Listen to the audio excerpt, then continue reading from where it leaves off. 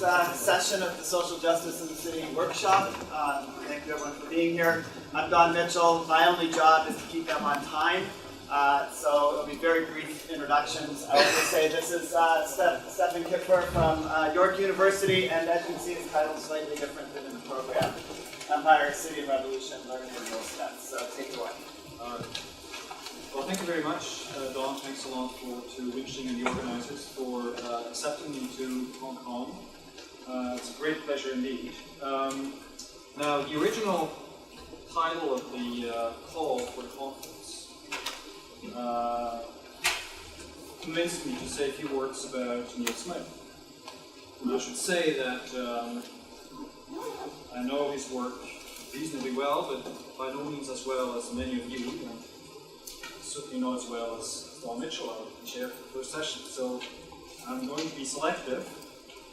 And I have to say that I learned quite a few things from Don Mitchell's piece that posted just a few months ago on the website, which allowed me to contextualize a number of things very well indeed. So what I'm going to do really is perhaps start with a few points about Neal Smith, whose work perhaps can be said to be all about scaling up geography. And one of the things that I learned from Neal's paper is it's a lot to do with the fact that Neal spent a much longer period of his time than I thought struggling in and against geography as a discipline and as a set of institutions. And he did so, however, from a much broader perspective than the discipline of geography itself, from a perspective that Geraldine Krantz described as an anti-imperialist Marxist perspective. And it's that perspective, too, which is largely responsible both for Neal Smith's engagements with the discipline of geography, as well as for the fact that his work is very much recognized, of course, beyond geography itself. It's work by Neal Smith and others like David Harvey that put space and the urban onto the agenda for non-geographers like myself and for Marxists more specifically. Now, what I'm going to do in the following is say a few things about some of the implications that Neal Smith's work may be said to have for a series of debates.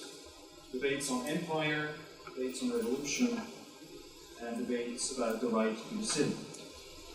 In total, there will be 5 different implications that I'll try to speak to in the next 25 minutes or so.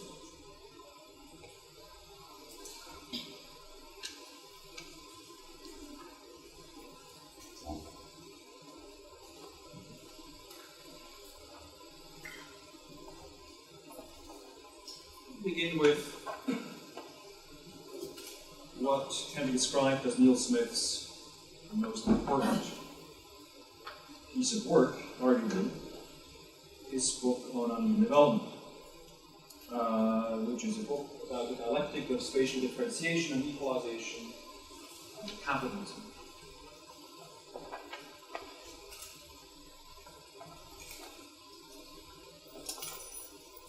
In that book, colonialism and imperialism appear as a particular kind of geographical differentiation and equalization, a kind of uneven and combined development at the global scale of spatial organization.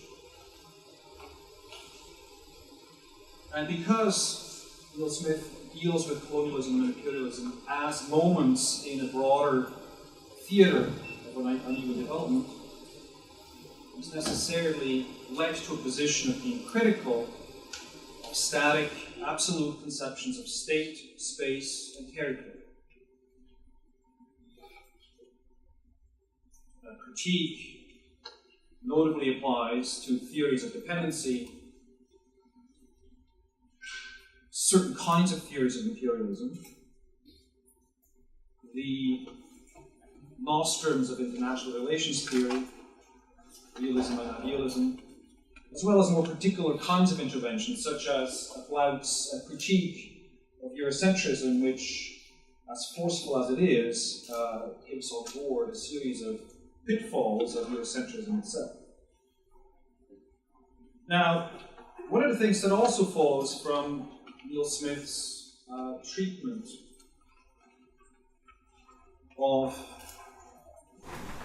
imperialism and colonialism as moments in uneven development is a critique again of the discipline of geography as one that, certainly in Europe and North America, has a long history of being implicated in histories of warfare, histories of empire, and indeed histories of nation-state formation, more broadly speaking.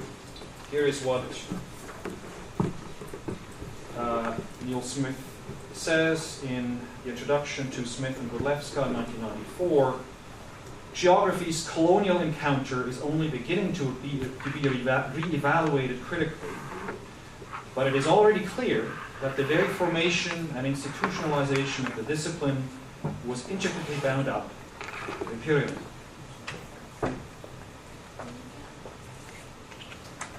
Of course, his long-standing work on Isaiah Bowman, the geographer of American Empire, also led Neal Smith to write various crucial theses about the specificities of American Empire. Specificities that he described with a set of new imperial geographies. Geographies that bring together, in a contradictory fashion,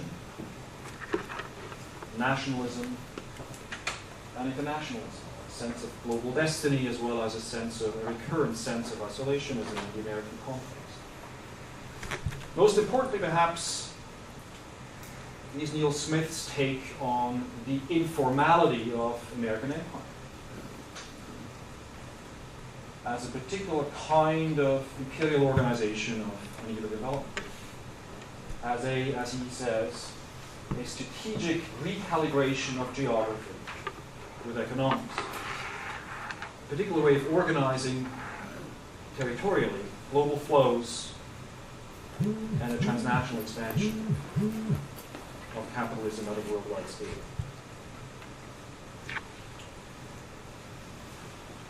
This fine-grained analysis of the geography of an American empire has, of course, a number of crucial implications that go much beyond the discipline of geography. It leads us and pushes us to develop nuanced conceptions of territory in the post-colonial context, where, in contrast to what some people have argued, the American empire is not deterritorialized in a one-sided fashion, but it is really to be understood as a new geographical project. This kind of analysis of the informalities of the space of American empire also has some implications for debates about post-colonialism, which has predominantly focused, of course, on the continuity and discontinuity of the pre-American empires, the pre-American colonial empires. And indeed, Neal Smith's work suggests that we need to pay greater attention to the informal geographies of the US American empire, as well as the other ones. I'll give you another quote, in this case from Deb Cowan and Neal Smith in 2009, when they say, if decolonization broke the geopolitical grip of the European powers, it also paradoxically opened the sluice gates to US dominance through the global marketplace. Imperial geoeconomics evolved hand in hand with the post-colonial. Of course, Neal Smith is not alone in pushing us to towards nuanced conceptions of territory in a post-colonial context where direct formal colonial control is the exception, not the norm. People who've been working on Urbicide, War and Terror, I.L. Wiseman, Stephen Graham, Gerald Gregory, Stuart Elvin, and a number of others, have just done that with respect to the specificity of territorial warfare and security in the contemporary moment of imperialism. The work that I've done with Christina WEST is also trying to develop a sense of territorial organization in and across the typical nation-state boundaries of territory understood conventionally. Perhaps in some of that work, one may say there is nonetheless a bit of a greater emphasis on the continued salience of geopolitical territorial forms of organization. Perhaps slightly more emphasis than Neal Smith and Gakuin afforded in their work. But nonetheless, they're all unified by a sense of nuance in imperial organization. The other implication that follows from Neal Smith's work on empire really has to do with his take on world order today. As you know, we're again in a new phase of heated debate about the nature of empire in world order today. The minority position in some of those debates, which is predominantly happening outside of geography, is one that has emphasized the capacity of American empire to reinvent itself despite repeated crises over the last 25 years. This is the thesis by Leo Panich and Sam Ginden in a book that they just published last year. Their position, of course, is the minority position relative to all those positions which have emphasized contradiction and crisis in American empire today. Positions that range from the work of Radhika Desai to the well-known work of Vijay Prashad and Marie. Neal Smith's work, paradoxically, has emphasized contradictions and crisis over strength of American empire. Paradoxically, I'm saying, because his work actually has quite a few things in common with the theses of the informal American empire that also is developed by Panich and Ginden. But Neal Smith, as you know, has emphasized the endgame character of globalization as the latest stage, I guess one could call it, of the US empire. A stage characterized notably by unilateralism, by an increasing conflation of nationalism and globalism, which Neal Smith reads as a form of weakness, as an example of weakness, not an example of strength. Of course, Smith was writing at the height of the so-called war on terror, a few years after 9/11. So that particular explanation made a great deal of sense at that time. Perhaps the more important argument that follows from his work, again, has to do with geoeconomics. His emphasis on the limitations of American geopolitical and military ambitions in light of geoeconomic forces, where indeed increasingly even security concerns are redefined and redeployed within a geoeconomic context. Now, let me perhaps finish this section with a couple of points about what I see as some limitations in Neal Smith's work. The first one perhaps has to do with the role of North-South relations, which Neal Smith has always been concerned about, but not so much at the level of explanation. That is to say, his work has not paid a great deal of attention to the role of North-South relations in the reshaping world order, in contrast to the work of Arrighi, Rashad, and Desai, for example, who have emphasized this aspect of international relations as the key driving force in reorganizing empire and world order, particularly since the 1970s. The other limitation perhaps has to do with the role of the state, politics, which Neal Smith is of course greatly concerned about, but perhaps in a way that is less theorized than is the case in the work of a series of other analysts, including people who have been working on world order from a Gramscian perspective, Jill Hart, Adam Morton, and so on.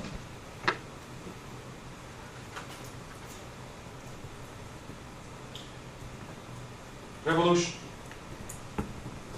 the second big topic. Now, many of you will remember Neal Smith's short editorial defense of Michel Foucault's support for the Iranian Revolution of 1979. It's a defense that was published in 2007 partly against the critics of Foucault, Afari and Anderson, in their book from 2005. Smith's defense of Foucault is a tactical one. It's a defense of Foucault against the application of revolution in post-structuralist theory, as well as in reformist strategies proposed, including by David Harvey, who argued in his books on imperialism for a New Deal as a solution to some of the contradictions of the new imperialism.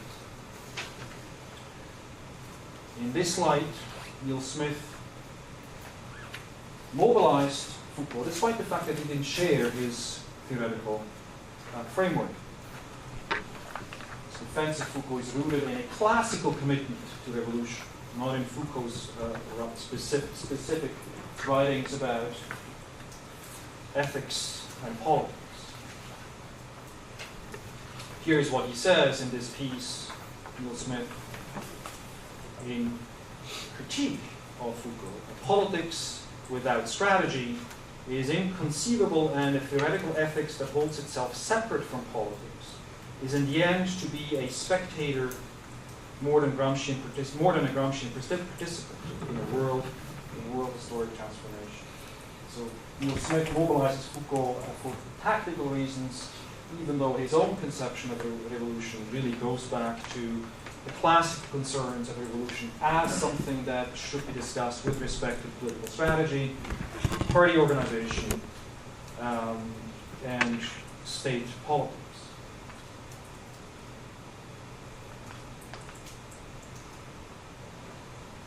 Smith's intervention is strategically important because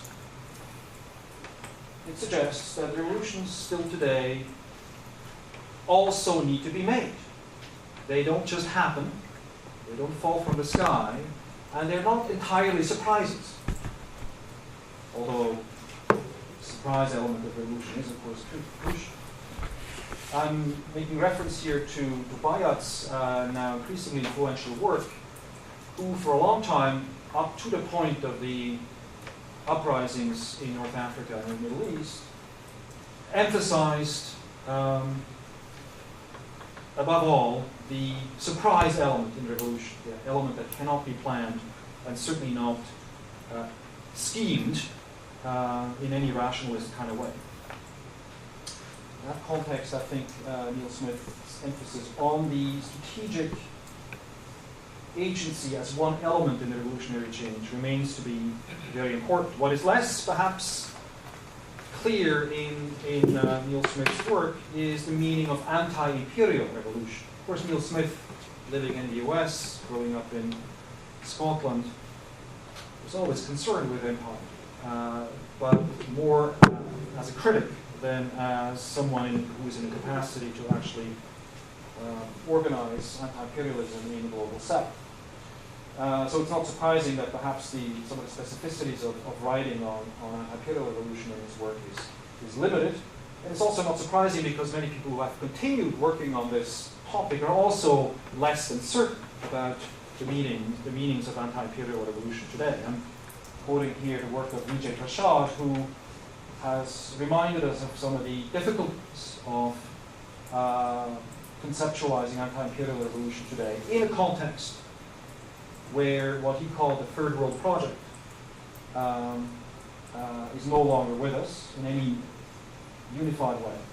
In a context where we've seen since the 1980s and 90s the rise of what he calls neoliberalism with southern characteristics, particularly in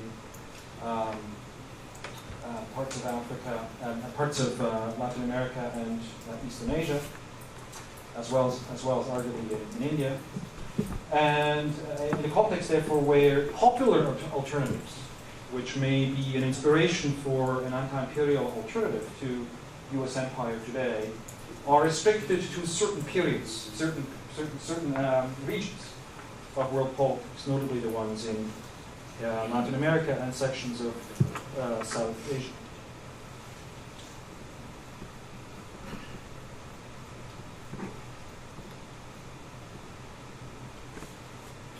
The final big theme, the city.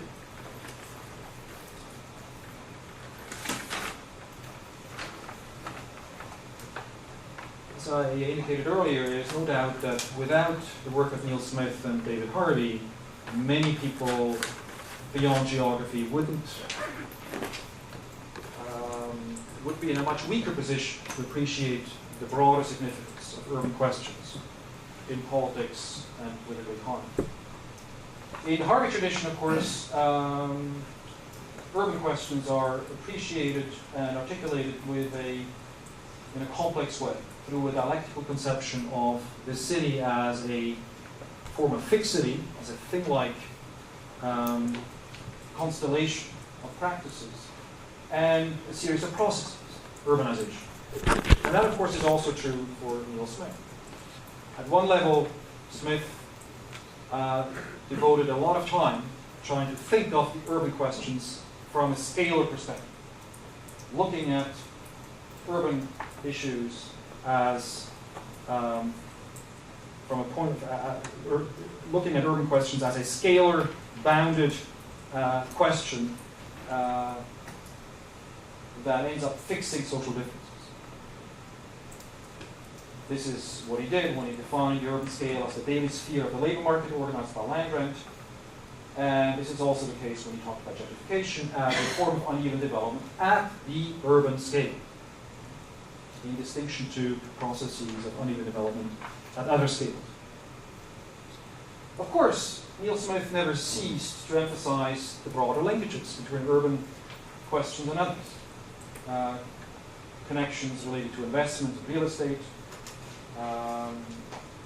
connections related to policy strategies, gentrification as a global urban strategy, as well as myths and ideologies, such as the ideologies and the myths of the frontier that he rediscovered in the gentrification process in New York. All these broader linkages, according to Neal, can recast or bend, as he said in one instance, the urban scale. But it's fair to say, perhaps, that one of the legacies of Neal Smith is indeed a scalar conception of the urban. And this has some broader implications for the conception of urban struggles that we are left with in his work. A conception that, from very early on, was strongly concerned with the question of scale jumping, with the question of scaling up urban struggles.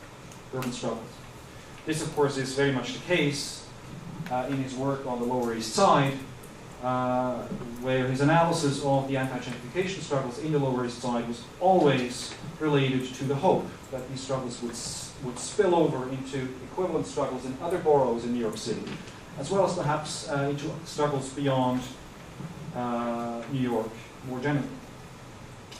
And this concern about scaling up, at one level, reveal a strong set of anti-localist commitments, to quote Don Mitchell. One could also say at the same time that this notion of scaling up urban struggles also reveals at least an implicit conception of urban struggles as starting points, as scaled, bounded terrains of engagement, right? As questions where broader dynamics begin. And this conception perhaps is at least partial, is at least in partial contrast to Lefebvre's notion of the right to the city, where the city as a form of centrality is not so much a starting point of struggles, but the end point of scale jumping, the end point of multi-scale geographies of struggle in a broader conception of urbanization. Let me illustrate this with a few comments about North Africa and the Middle East, Tunisia and Egypt, more specifically. This is a picture of L'avenue Abi Bourguiba in Tunis, where some of the first globally diffused images of the Tunisian uprising came from, now almost 3 years ago. Certainly both Tunisia and Egypt are examples of how claims to centrality, claims to power, and claims to the social surplus converge and end as a product of scale jumping. They're not the starting point so much as they are the product of complicated processes of social mobilization. What we saw what we certainly see in North America saw on TV, the images of mass demonstrations on the Avenue Abi Bourguiba in Tunis or on Tahrir Square in Cairo, were only the products of many things that we did not see. Dynamics of mobilization that often started in smaller urban centers, in Suez in Egypt, for example, or in Gafsa and Sidi Bouzid in central Tunisia. And so what we saw on TV was really a product of a complicated set of geographies of mobilization that partly involved scaling up struggle to the point where they reached the central spaces of Tunis and Cairo. And indeed, in that sense, one can say that Lefebvre's notion of the right to the city is a bit of a counterpoint to the way in which Neal Smith has often analyzed urban struggles in his writing. This, of course, has implications, including implications for analyzing not so much revolution, but counter-revolution. As you know, in North Africa and the Middle East, just to focus on that region of the world, we've been now in a prolonged period of counter-revolution, not just because of developments in Bahrain, in Syria and Libya from the middle of 2011, but also because of developments in Egypt and Tunisia itself. The elections of moderate Muslim parties was, in one sense, a sign of the beginnings of counter-revolution, but certainly the recent developments, both first in Egypt and then in Tunisia, which allowed forces associated with the old regime to reassert itself earlier this year, are a good example for the current conjuncture. And so the question is, how do we make sense of counter-revolution? And Neal Smith will come back into the picture in a minute here. Asif Bayat, in his profound analysis of the revolutions, observed a profound disjunction between movement and change in Egypt and Tunisia. A disjunction between the promise of exciting mobilizations on the one hand and a very limited capacity to sustain lasting change at the level of either state policy or at the level of broader social transformations. And Bayat himself argued that this disjunction had to do with various things, including the fact that many people on the street did not necessarily mobilize with the intention of staging a revolution. This disjunction also had to do with what Bayat has analyzed for a while, with the exhaustion of a series of ideologies, from revolutionary political Islam to Marxism and Arab nationalism. Of course, Bayat's analysis is not the only one. Tariq Ali, in his response to Bayat, emphasized the importance of imperial intervention, counter-insurgency, military intervention,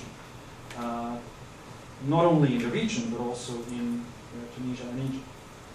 And one can add to this set of explanations for counter-revolution organizational and strategic questions.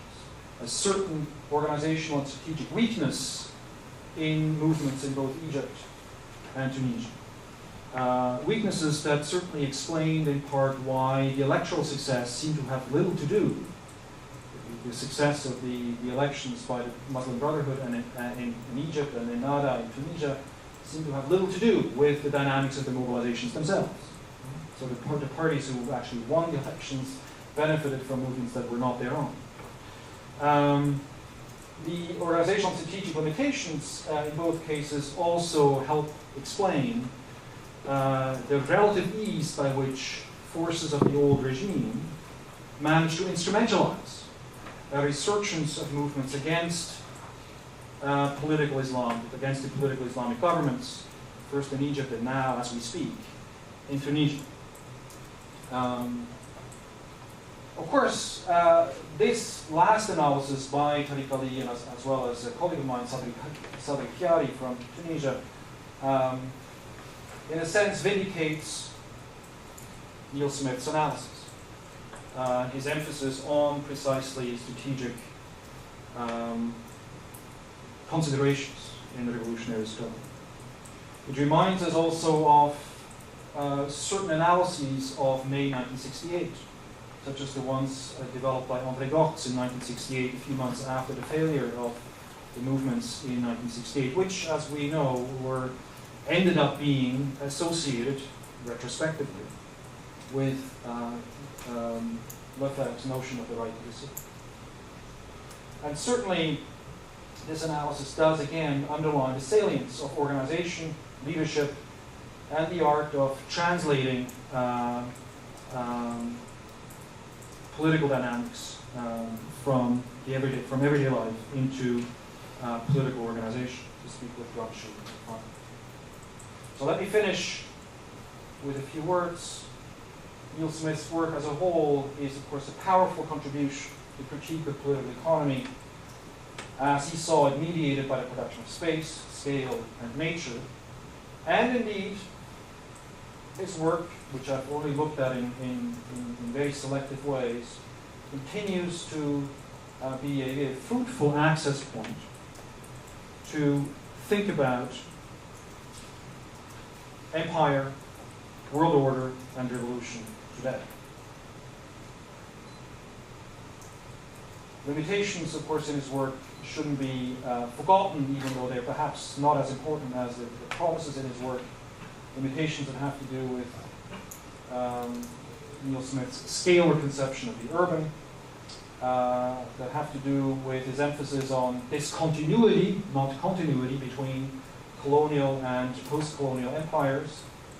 And finally, limitations that have to do with the specificities, the attention to the specificities of politics, the state, and political strategy, which Neal Smith emphasized as crucial repeatedly, but perhaps didn't spend as much time as he wanted theorizing and elaborating in his own work. So I'll leave it.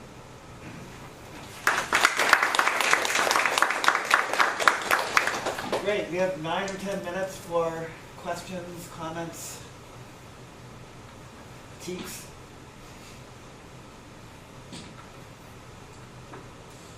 Quaker silence. Could you explain, just to start a conversation here, could you explain a little bit about, I'm not very familiar with the jumping scale argument. Could you explain a little bit about the jumping scale argument and your critique of that? Well, okay, so very concretely, I read some of this, Don will correct me, I'm sure, but I started knowing Neal's work partly reading his work on gentrification in New York, where he was closely observing squatting movements, like people squatting buildings to prevent being evicted from that part of New York City, and where Neal Smith must have spent a lot of time in the vicinity of these struggles and had significant connections to people in the milieu. And what was important for him is not to restrict those struggles to the neighborhood scale. So he was, of course, interested in people resisting neighborhood change, but the promise of these movements for him lied in their capacity to have a broader effect on urban politics, certainly in New York, but perhaps even beyond. Right? And so his argument about scaling up was to think of the capacity of local movements like the movements in the Lower East Side in New York to have a broader effect and to kind of be taken up by movements elsewhere. Right? And he thought this was necessary because without scaling up struggle, the terrain of engagement was left to the dominant forces, who have a much easier time to organize, to shift terrains, to move to higher terrains of engagement, to the national scale, for example, or the international scale, as a way to counteract and move. Right? So I'm not actually criticizing this argument. It's a crucial point. My critique was very specific to where the urban is conceptualized in this scaling up, where the urban is sort of at a pretty lower scale of intervention, and ultimately the scaling up is expected to reach non-urban scales by implication. Whereas from a Lefebvrean point of view, of course, the urban is a global, in a sense, a global scale too. It is local, regional, and national, but it has a global dimension to it, which is perhaps not as strongly articulated in Neal Smith's work, even though he emphasized that too, but it's not a formative element of his analysis. This is where my critique sort of... Hi, thanks for that. I'm Shannon Walsh.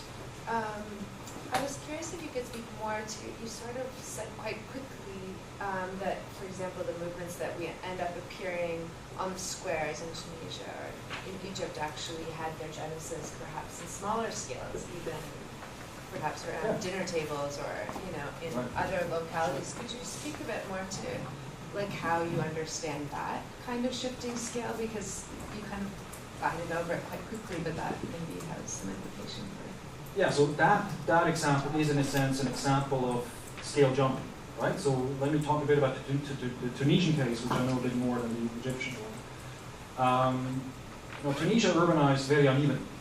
There's a big discrepancy in terms of regional development between not only the Saharan South, but the central part of the country, which is partly agricultural, partly centered on mining extraction. And this is where the movement started, in the smaller towns and villages in that urbanized part of Tunisia. This is where Sidi Bouzid is, this is where the person who immolated himself, and this is also where Kwansei is, which is often the center of radical movements in Tunisia. So not in Tunis, not on the coast, on the west coast, on the east coast or the north coast, but in the center of the country. In the bigger cities too, I mean, what we saw on the main squares in Tunis, for example, of course, was a result of people taking inspiration from movements in the center of the city, but also people coming from the suburbs to reclaim the center, to produce a certain centrality. This is, of course, exactly what Lefebvre had in mind when he talked about the right to the city.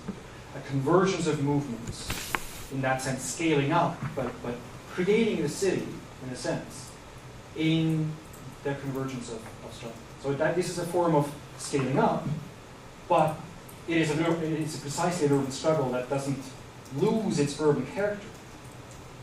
Right? The scaling up itself is to some extent what makes it urban. Right? This is my sort of partial counterpoint to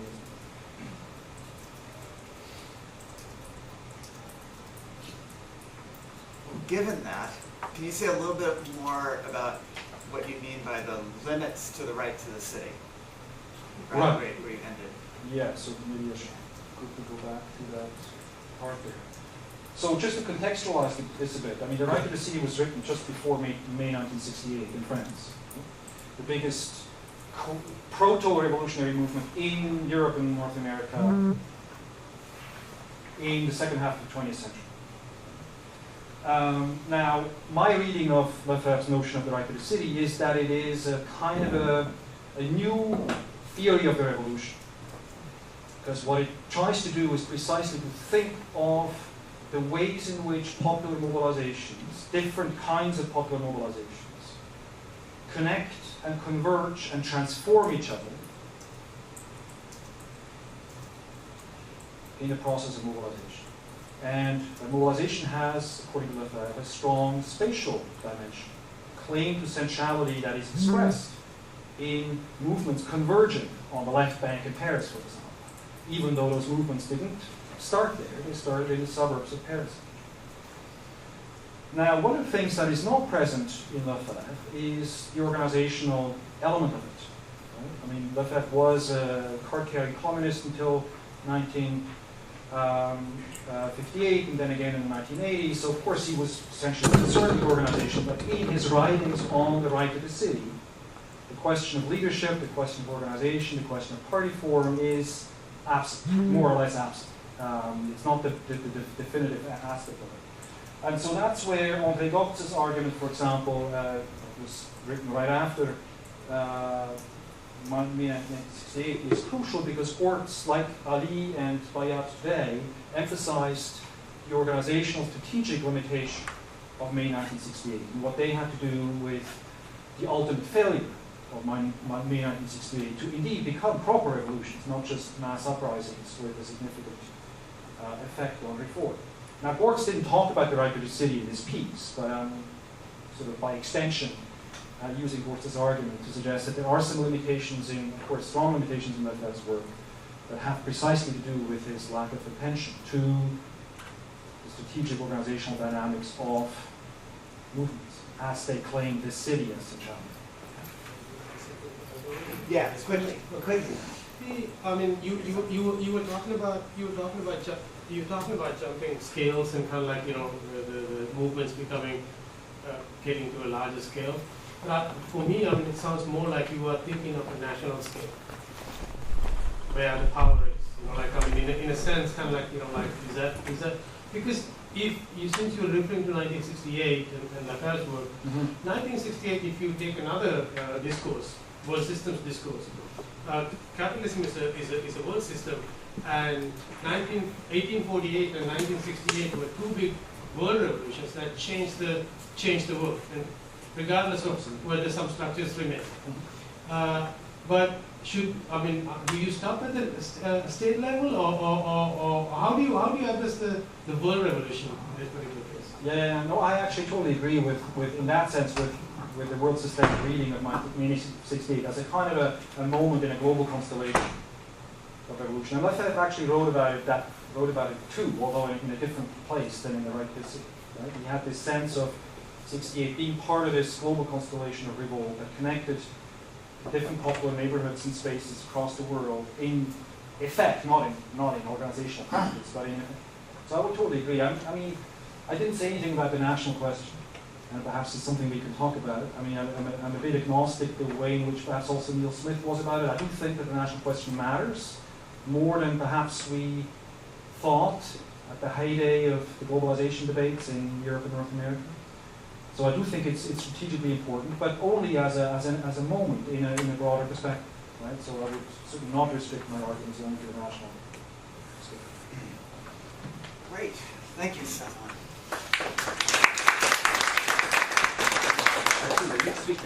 Our next speaker just disappeared. Just go through it.